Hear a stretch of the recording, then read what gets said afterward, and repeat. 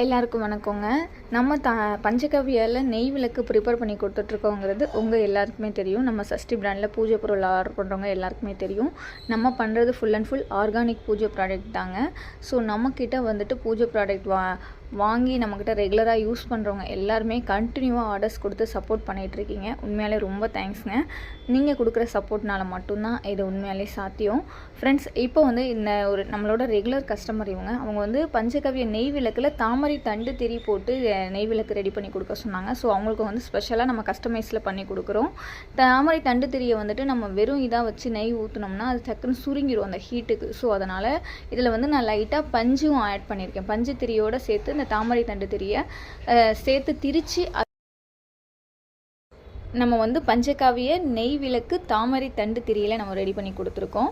Friends, panchagavya விளக்கில் வந்து தாமரை திரி போட்டு ஏற்றுறது ரொம்பவே விசேஷங்க.